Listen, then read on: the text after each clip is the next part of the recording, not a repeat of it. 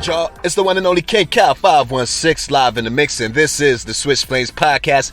Hit us up on the website www.swishflames.com. Hit us up on Twitter at Swish Flames, and definitely check out the brand new Facebook page at Swish Flames Podcast. Check this out, ladies and gentlemen. Oh my goodness, Chris Paul. That's right, Chris Paul re-signs with the Phoenix Suns for a 4-year deal that could be worth as much as $120 million. When it's all said and done, at the end of this deal, Chris Paul will be 40 years old. Talking about securing the bag later on in life. Chris Paul, this is a great story. I'm happy for Chris Paul. You know, this is what we've been saying all along, that, you know, it's most likely Chris Paul is going to re-sign with the Phoenix Suns, and there was really no talks of Chris Paul going anywhere else. That was just all speculation. That was just a media push behind the scenes that, you know, people wanted Chris Paul to go to other teams. But truly, it just made a lot of sense for Chris Paul to stay put. It made a lot of sense for his side. It made a lot of sense for the Suns to do this deal. And of all the teams out there, you know, I think the Suns are the only team that would feel comfortable re-signing Chris Paul for 4 years. You know, most of us thought that Chris Paul, even me, including myself, thought that Chris Paul was going to get a 3-year deal.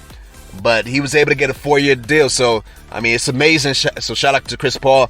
And this is such a great story, and I like to see this because it wasn't too long ago, a few seasons back, where Chris Paul's value was very low around the league, and he didn't have a lot of suitors when the Houston Rockets was looking to come off of him because of the Chris Paul, James Harden experiment kind of wasn't working anymore.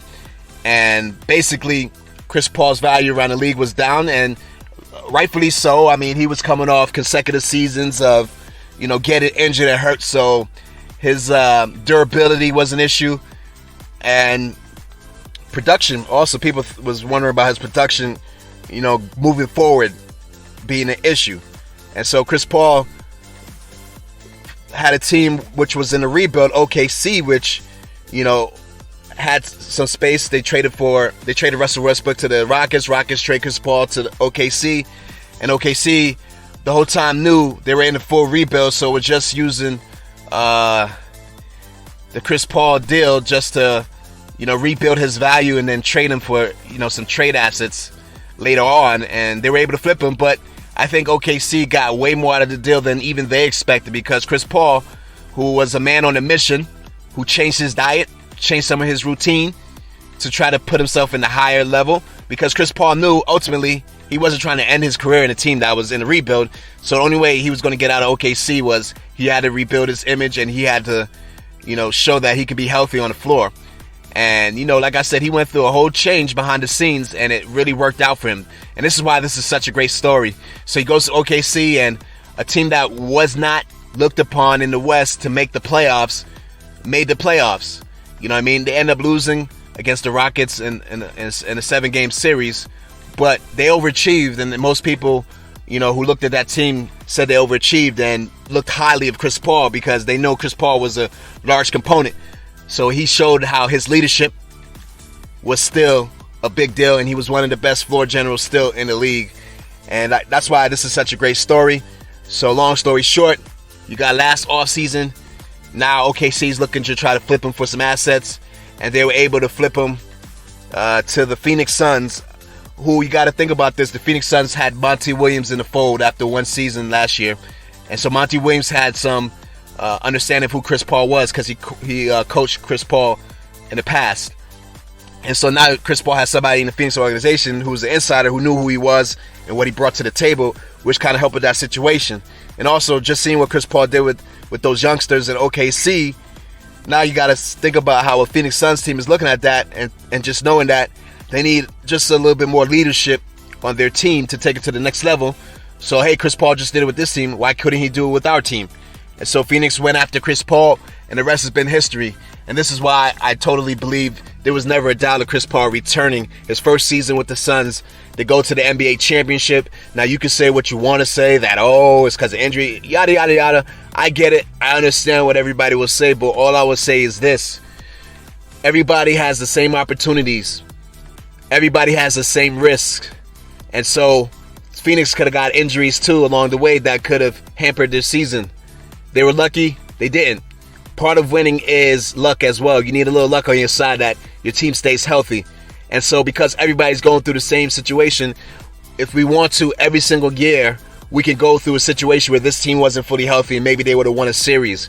But guess what? At the end of the day, that doesn't matter. At the end of the day, it's about the last team standing.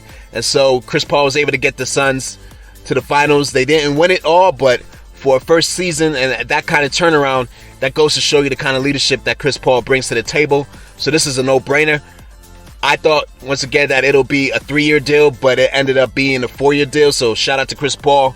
It's a great story. He secured the bag, and we'll see what the Suns do after this. They've done a couple other moves as so far in free agency. After day one, they were able to sign JaVale McGee, which is going to be a big lift for them.